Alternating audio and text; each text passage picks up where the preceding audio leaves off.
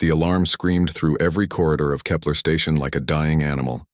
Sarah Chen dropped her welding torch and felt her stomach turn to ice. She knew that sound. Everyone knew that sound. It was the evacuation alarm. Her boots hammered against the metal floor as she ran through the maintenance tunnel. The deep core section was 3 kilometers from the main hub, 3 kilometers of narrow corridors and sealed bulkheads between her and the shuttle bay. Her lungs burned as she pushed herself faster. "This is Commander Vrel."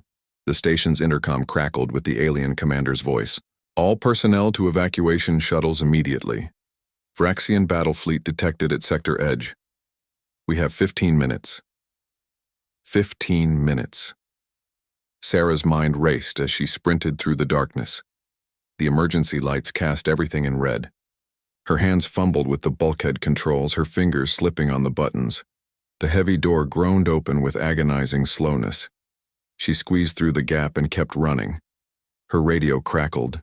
She could hear other crew members calling out locations, confirming they were reaching the shuttles. The Kavalix engineers, the Therian medical staff, the Zenthari security team, all heading to safety. "Shuttle bay in sight," she gasped into her radio. 2 minutes out. No response came back. Sarah burst into the main corridor. Through the windows she could see them. 3 Vraxian warships, massive and dark against the stars, moving toward the station like sharks sensing blood. They were still distant, but closing fast. Her legs screamed in protest as she pushed harder. The shuttle bay door was just ahead. She could see the lights, she could hear the engines warming up. Almost there. The door began to close. "Wait!" Sarah shouted. "Wait! I'm here!" She dove forward, her hand reaching for the narrowing gap. Her fingers touched the cold metal of the closing door just as it sealed with a heavy thud. She pounded on it with both fists. "I'm here! Open the door! I'm right here!" Through the small window she could see the last shuttle. The boarding ramp was already up. The engines glowed bright blue. And in the cockpit window she saw Commander Vrel. Their eyes met for just a moment. The commander looked away. "No," Sarah whispered. "No, no, no." The shuttle lifted off the deck. Sarah pressed her face against the window and watched it glide toward the atmospheric barrier. The shimmer of the force field, then space beyond. She grabbed her radio with shaking hands. "Commander Vrel, this is Chen. I'm still on the station. I'm at the shuttle bay. Come back." Static answered her. "Commander, please, I'm here. I'm alive. Come back for me." More static. She switched channels. "Any vessel, this is Chief Engineer Sarah Chen on Kepler Station. I need immediate evac. Repeat, I need immediate evacuation."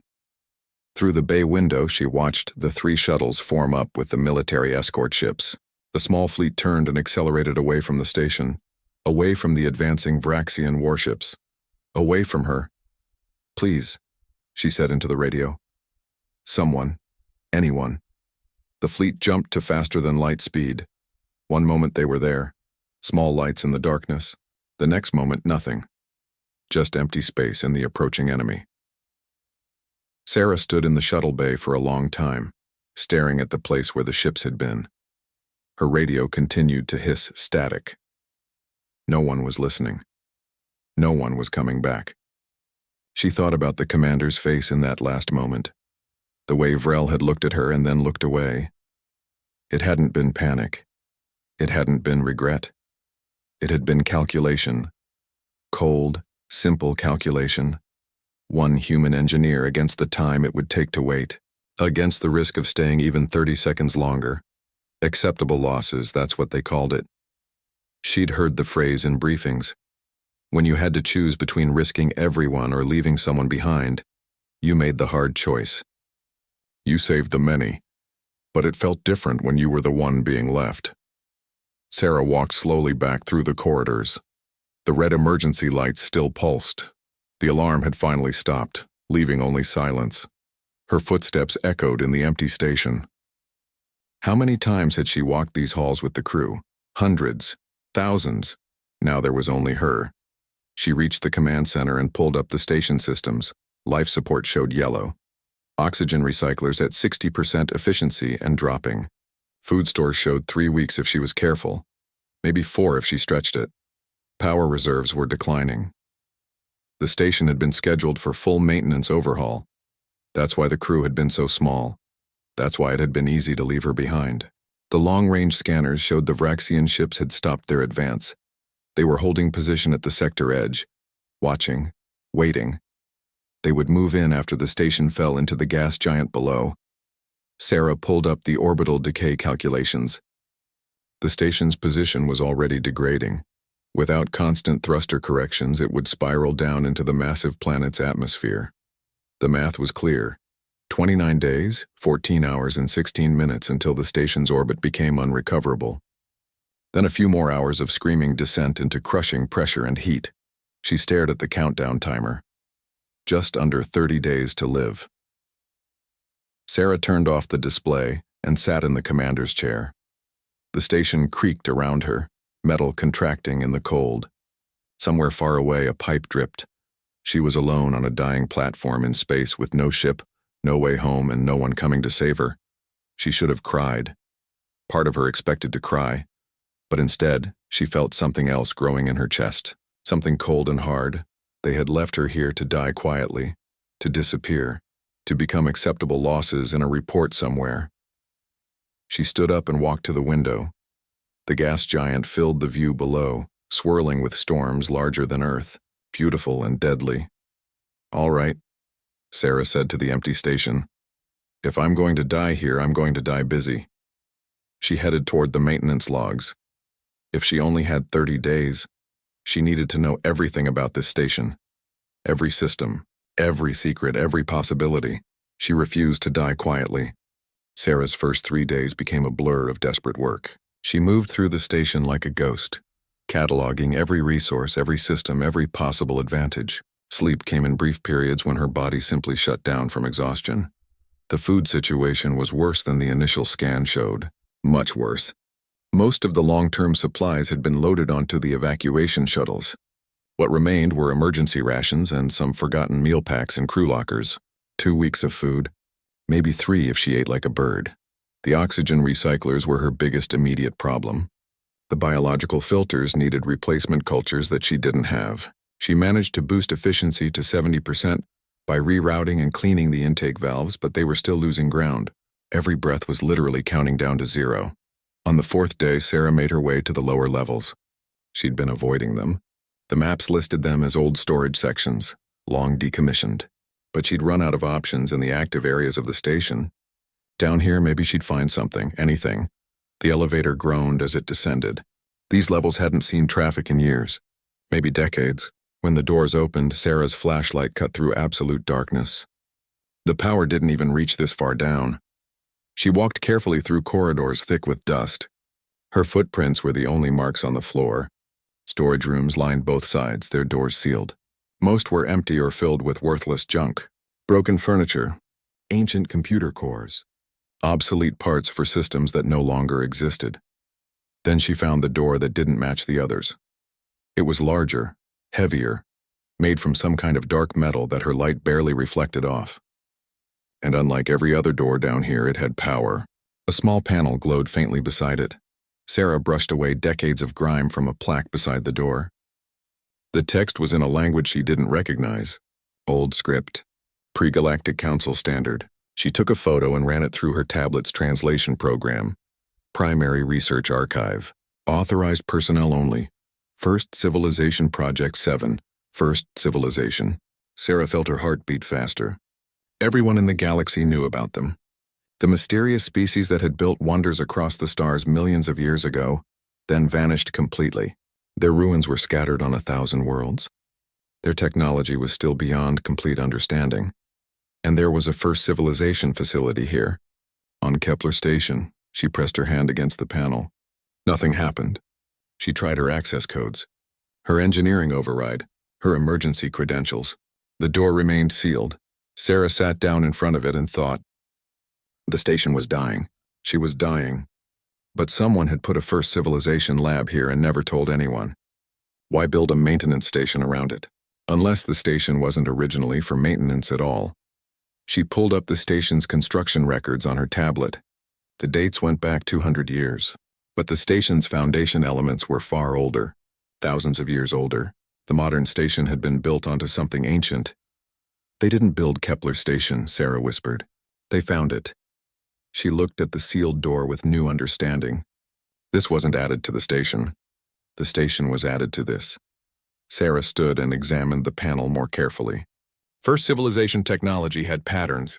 She'd studied some of their ruins during her engineering training. Their systems often responded to specific energy frequencies, or to biomechanical signatures.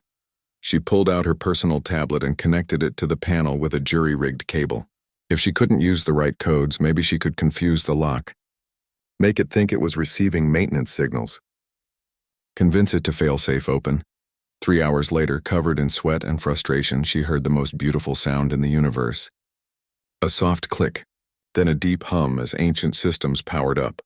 The door split down the middle and slid open with a whisper. Cool air rushed out, carrying the smell of ozone and something else. Something like electricity, but older. Stranger. Sarah stepped inside and her light revealed a chamber that took her breath away. It was massive. The ceiling was 10 meters high, and every wall was covered in equipment. Alien equipment. Ancient equipment. All of it still powered, still functioning, humming with quiet energy after thousands of years. In the center of the room stood something that looked like a weapon. Or maybe a telescope. A long barrel-like structure pointed upward, connected to a maze of cables and conduits. Beside it, holographic displays flickered with symbols and diagrams. Sarah approached the main console. Her fingers touched the controls and the holograms sprang to full brightness.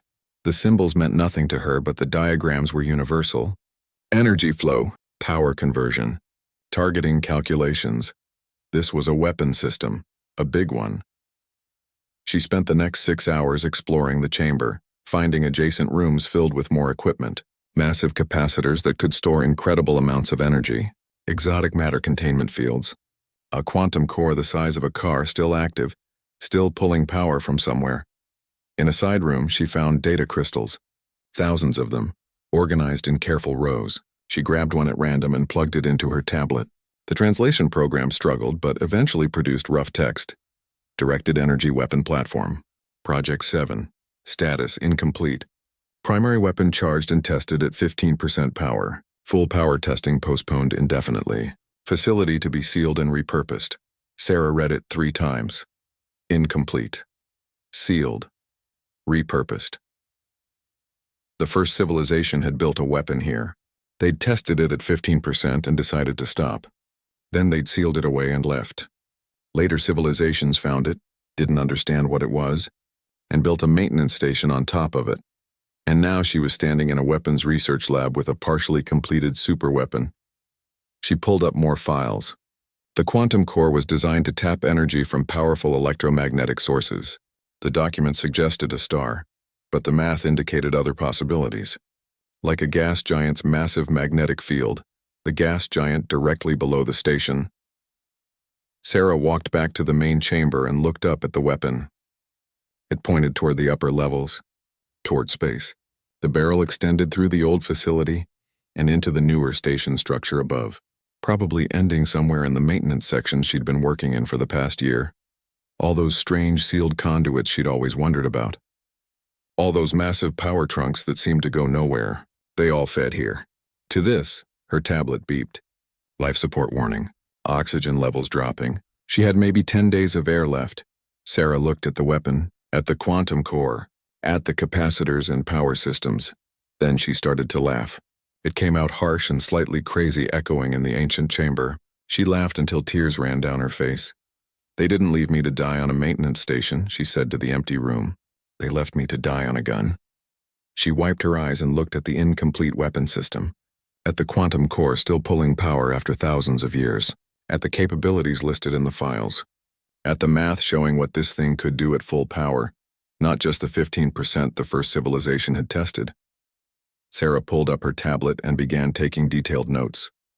She had 10 days of air, 29 days until the station fell into the gas giant, and a weapon that had been sleeping for millennia. The crew had left her with nothing. But they'd left her with something they didn't know about. Something incredible. Okay, Sarah said, rolling up her sleeves. "Let's see if I can finish what the first civilization started." She got to work. Sarah worked 18 hours a day, every day, driven by a simple equation. She had resources the weapon needed. The weapon had the power to keep her alive, and if she was very lucky and very clever, she might survive long enough to make the people who abandoned her regret it. The first breakthrough came on day 7. She managed to connect the quantum core to the station's power grid. The ancient system hummed to life, feeding energy through the weapon's charging systems. More importantly, she rerouted excess power to the failing oxygen recyclers. The biological filters were still dying, but now she had enough electricity to run chemical backup systems. She bought herself time, maybe another week of breathable air, but that meant nothing if she couldn't solve the bigger problems. The weapon was incomplete. The targeting systems were partially installed. The power flow had gaps and inefficiencies, and she needed to understand technology that had been beyond understanding for thousands of years. Sarah lived in the ancient chamber now. She dragged down a cot and some supplies. She ate while reading First Civilization technical documents. She slept in front of holographic diagrams.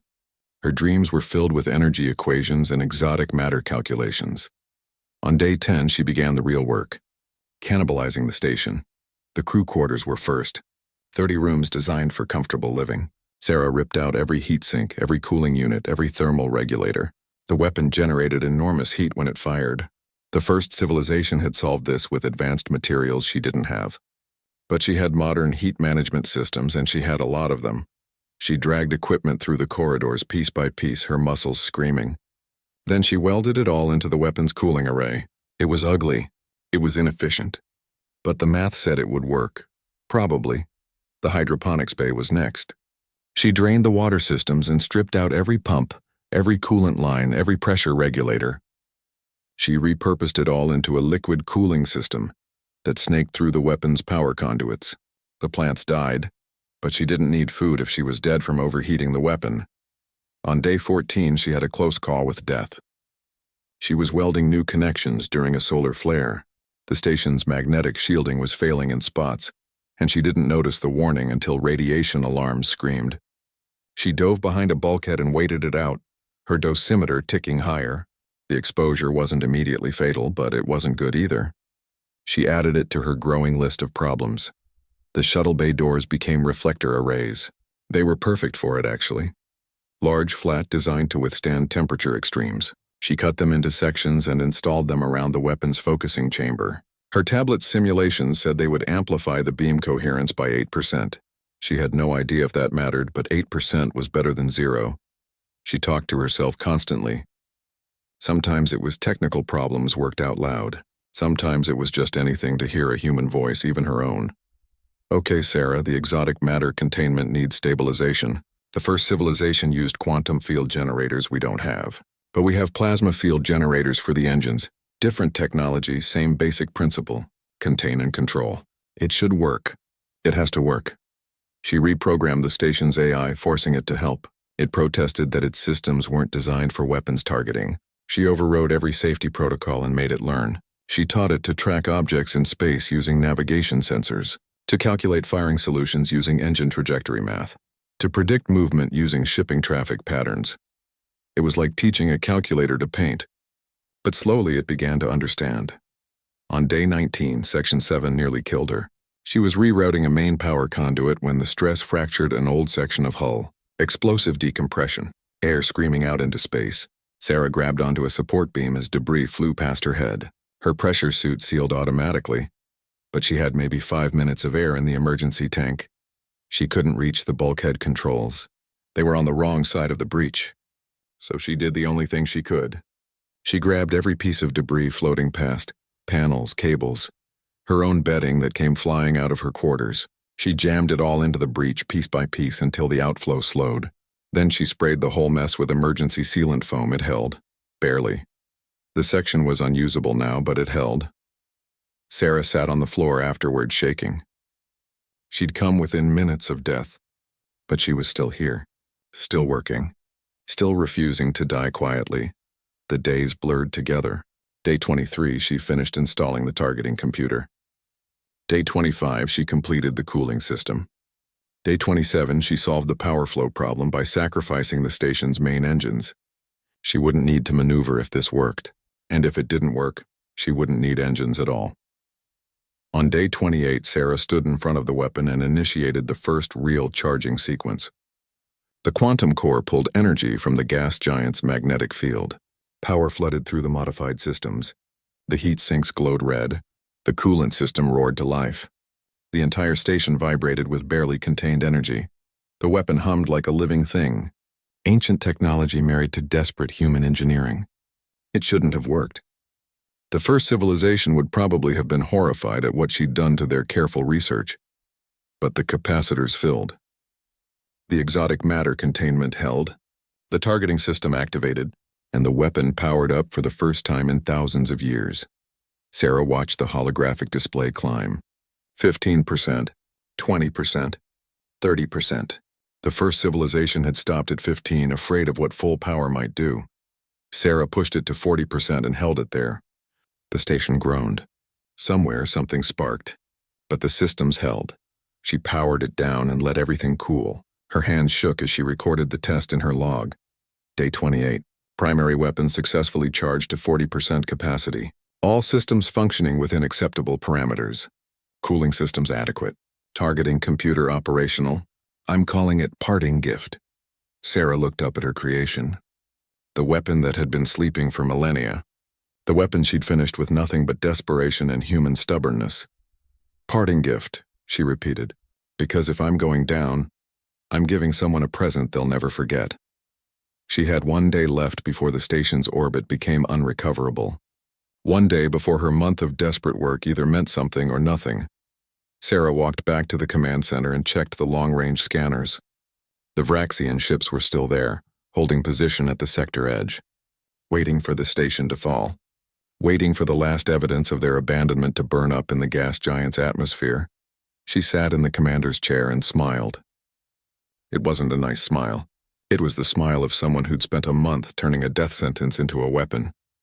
Come on, Sarah whispered to the distant ships. Come a little closer. I have something for you. She powered up parting gift systems and waited. The weapon hummed softly through the station. Ready, hungry, aimed at the stars. And Sarah Chen, the engineer they'd left to die quietly, prepared to make some noise. On day 29, the Vraxian fleet came back. Sarah saw them on the long-range scanners first. 40 ships dropping out of faster-than-light travel at the sector edge. Warships, big ones. A full battle group moving in formation like a school of metal fish. They weren't expecting trouble. Why would they? The station was supposed to be a dead hulk by now, falling into the gas giant. Just debris and bad memories. But Kepler Station was very much alive. Every system Sarah had cannibalized was running hot. The quantum core thrummed with power. Parting gift was charged and ready at 40% capacity. And Sarah sat in the command center, watching the fleet approach, her finger resting on the targeting control. She'd barely slept in 3 days. Her uniform was stained with grease and dried blood from a dozen small injuries. Her hair was pulled back in a messy knot. She probably looked half dead. But her eyes were clear and cold as she watched the Vraxian ships grow larger on the display. The fleet moved in slowly, scanning the station. They were curious now. They could see the power signature. They could detect that something was very wrong with their calculations. Sarah's communication panel blinked. Incoming transmission. She let it blink 3 more times before she answered. The face that appeared on her screen was Vraxian. Reptilian features, dark scales, eyes like black glass. Admiral Thexivar, according to the name badge on his uniform. He looked surprised to see her alive. Human, the Admiral said. His translator made his voice sound smooth and cold.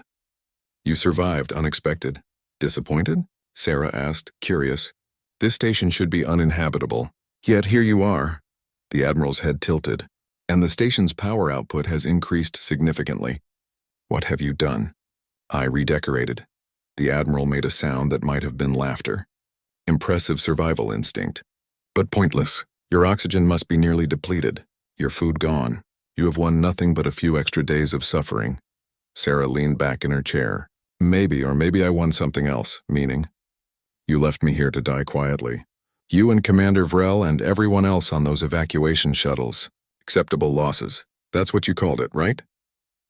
The Admiral's expression didn't change. It was the logical decision. One life against many. You understand tactics, human. Do not pretend otherwise. Oh, I understand. Sarah's voice was very quiet. I understand you made a choice. And now I'm making one too. You have no choices left. Surrender the station. We will take you prisoner. You will live.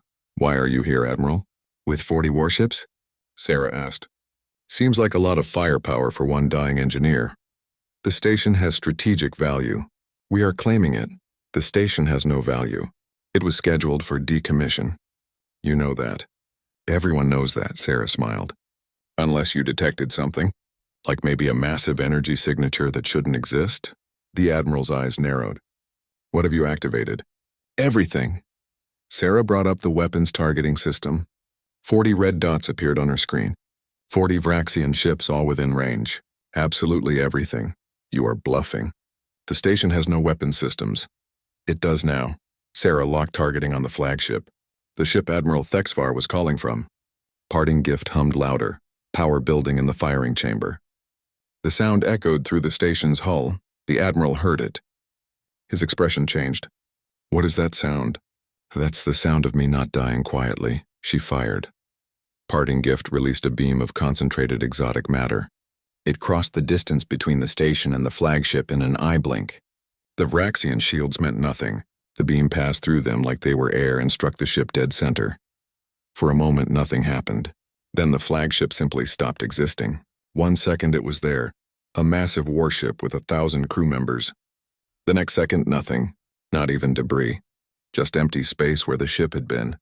The communication screen went black. Admiral Thexvar had been vaporized along with his ship. Sarah didn't pause. She was already locking onto the next target. A heavy cruiser off the flagship's port side. She fired again. This time the beam hit at a slightly different angle. It punched through the ship from bow to stern, and the antimatter containment in the engine core destabilized. The cruiser exploded in a flash of light that lit up the entire battle group. The Vraxian fleet scattered. 40 ships breaking formation, some accelerating toward her, others turning to run. Their weapons fired. Missile launches, energy beams, kinetic rounds. Everything they had, Sarah fired again, and again, and again. Each shot took 3 seconds to recharge. Each shot was perfectly aimed. Each shot killed, a destroyer exploded. 2 frigates chained together by the beam, both torn apart. A carrier tried to jump to faster than light speed, and the beam caught it mid-transition, creating a spatial rupture that swallowed 3 nearby ships. The incoming fire reached the station. Missiles impacted the hull. Energy beams scored the armor. But Sarah had shut down everything except life support and the weapon. All the station's power, all its structure, all its mass was now just a gun platform. The attacks damaged it, but they didn't stop it. She kept firing. Cold. Methodical. Like she was back in engineering school solving a problem. Target lock, fire. Target lock, fire. A battlecruiser tried to charge her directly, all weapons blazing. She hit it head-on. The beam went through the bridge, the reactor, and out the stern. The ship drifted, dead in space, its crew gone. Some ships managed to fire boarding torpedoes. Sarah watched them on the scanners. Let them come. They'd find nothing but sealed bulkheads and a single human who wasn't planning to be taken alive. But the torpedoes never reached her. The Vraxian fleet was breaking. The ships that had tried to fight were dead or dying. The ships that had tried to run were out of effective range. She'd stopped targeting them. Let them go. Let them tell the story. 12 minutes after the first shot, it was over. Sarah's display showed 31 Vraxian ships destroyed or disabled. 9 ships fleeing at maximum speed, their drives redlined, running for their lives. She sat in the command center and listened to the silence. The weapon powered down with a long, descending hum.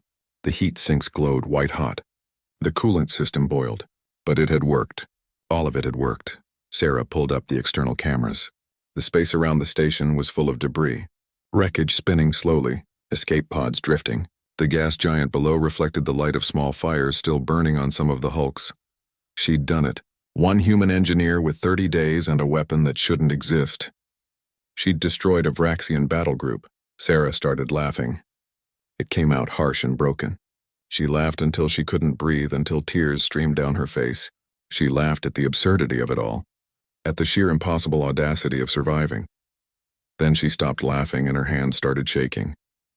She gripped the edge of the console and felt the weight of what she'd just done crash down on her. Thousands dead, maybe tens of thousands. All those ships, all those people they'd left her to die. They'd come back to claim her tomb. But still, thousands dead by her hand. Sarah looked at her reflection in the dark screen. She barely recognized herself.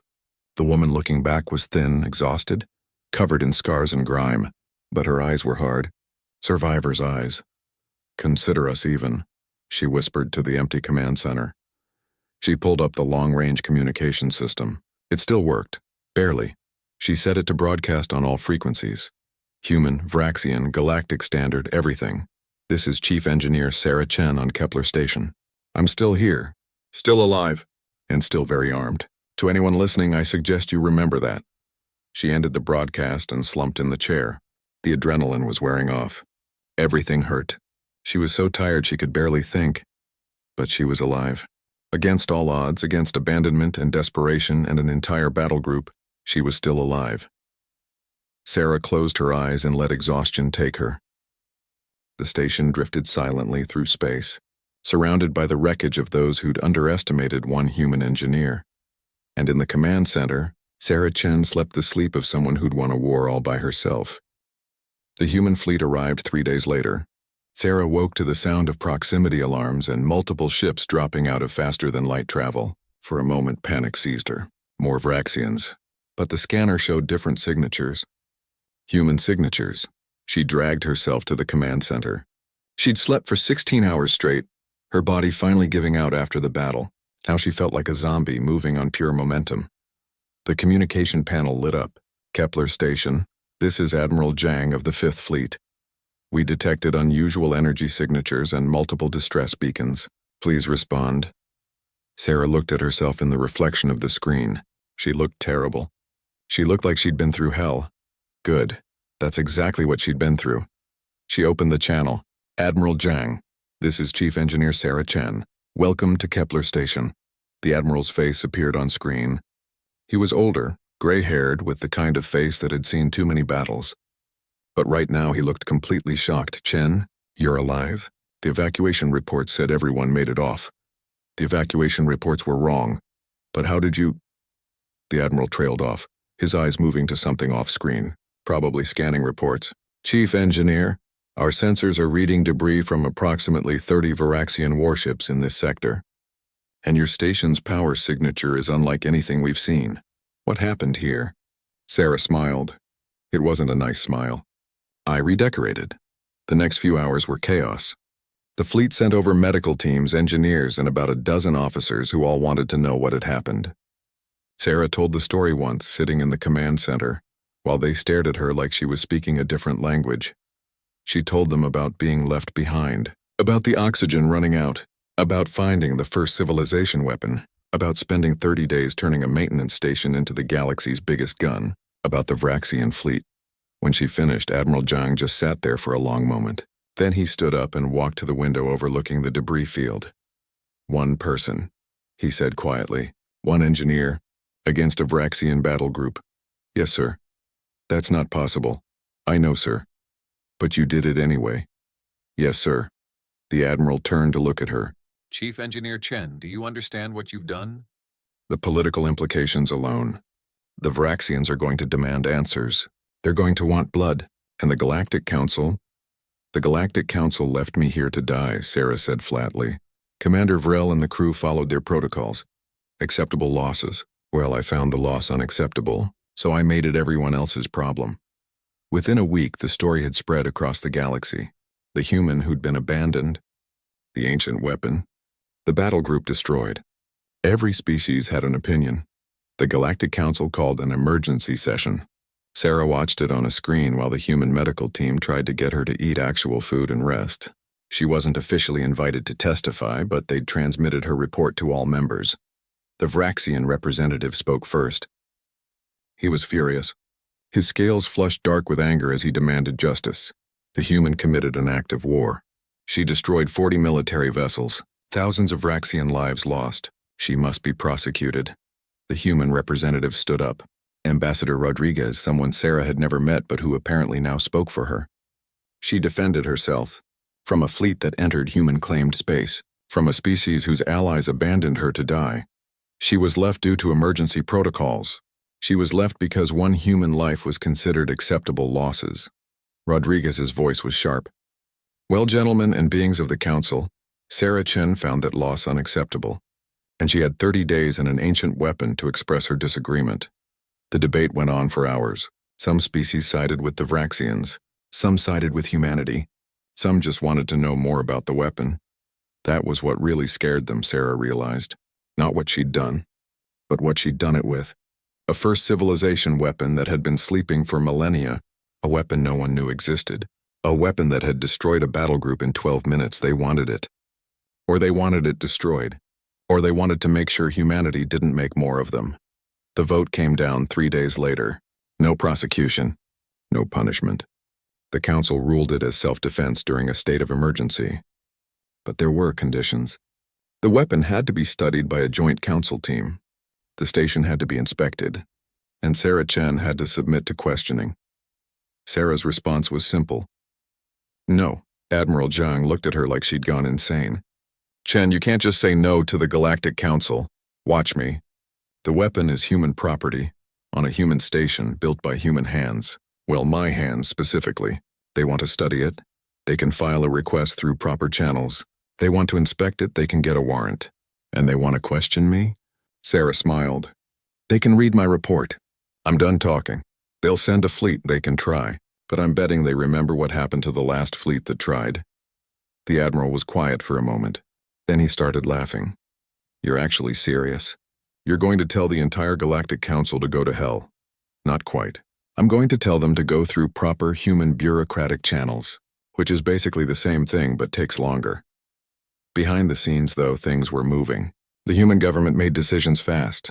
Kepler Station was officially claimed as sovereign human territory. The weapon was classified as a strategic defense system, and Sarah Chen received a promotion, a medal, and a security detail. But the real decision came from somewhere higher up. Sarah found out when Admiral Zhang came back with new orders. The station is being designated as a permanent military installation. We're sending a full garrison. Engineers, soldiers, scientists. We're going to rebuild it properly, and we need someone to command it. Someone who knows every system. Someone who's earned the right. Sarah looked at him. You want me to stay here? We want you to command here. Fort Chen, that's what they're calling it now, named after the engineer who refused to die. Fort Chen. The station that had almost been her tomb, now her fortress. Sarah walked through the corridors while she thought about it. They were already bringing in new equipment. Repair teams were fixing the damage from the battle. The weapon was being studied carefully, reverse-engineered, understood properly. She ended up at the window overlooking the gas giant. The same window where she'd watched the evacuation ships leave her behind. Where she'd made her choice to survive. Commander Vrel had been arrested. So had the other senior officers who'd ordered the evacuation. They were facing courts-martial for abandoning a crew member. They kept saying they'd followed protocol. They kept saying it was the right call. Sarah didn't care about their trials. She didn't care about their excuses. They'd made their choice. She'd made hers. She turned away from the window and headed back to the command center. Admiral Zhang was waiting. I'll take the command, Sarah said. But I have conditions. I choose my crew personally. No one gets assigned here without my approval, and if anyone ever gets left behind again anywhere in human space, they answer to me. Personally. The Admiral nodded slowly. That's not standard protocol. I don't care about protocol. I care about people. We don't abandon our own. Ever. That's my only rule. Then I'll make sure that rule is heard loud and clear. The Admiral extended his hand. Welcome to command, Commander Chen. Sarah shook his hand and looked around the command center. Her command center now. Her station. Her fortress. They'd left her here to die. They'd thought one human engineer was acceptable losses. She'd proven them very, very wrong. Word spread through human space first, then through the galaxy. The story of Sarah Chen and Fort Chen. The engineer who'd survived the impossible. Who'd turned abandonment into victory. Who'd taken a maintenance station and made it into the most heavily armed platform in the sector. Other species started being very careful about how they treated humans in emergency situations. The phrase acceptable losses became something no one said around humans anymore, because everyone remembered what happened when you told a human they were acceptable losses. Sarah stood at the command center window 6 months later. The station was transformed. New modules, new crew, new defenses. But at its heart, deep in the old section's parting gift remained. Upgraded now. Understood. Ready. A young engineer approached her, fresh out of the academy, nervous. "Commander Chen, I just wanted to say, the story of what you did here inspired me to join the Corps, to become an engineer." Sarah smiled at her. A real smile this time, not the hard survivor's smile. "What's your name?" "Petty Officer Martinez, ma'am." "Well, Martinez, let me tell you the real story. Not the legend, not the propaganda. The real story." Sarah gestured around the station. "I didn't do anything special. I didn't have superpowers. I just refused to die quietly. That's all. When someone tells you you're acceptable losses, you prove them wrong. That's what humans do." "Yes, ma'am." "And Martinez, if you ever end up in an impossible situation, remember this. We adapt, we improvise, we survive, and we never ever abandon our people." Sarah watched the young engineer leave, full of determination and hope. Then she turned back to the window. The gas giant swirled below. The stars stretched above, and Fort Chen hung between them, a monument to human stubbornness. They'd left her to die. Instead, she'd built humanity's greatest fortress. And every time a ship passed through the sector, every time someone saw Fort Chen hanging in space, they remembered. They remembered what happens when you underestimate a human. When you think one person doesn't matter, Sarah Chen had proven that one person, with 30 days and absolute determination, could change everything. She'd turned betrayal into legend, abandonment into victory, and she'd made sure the galaxy would never forget it.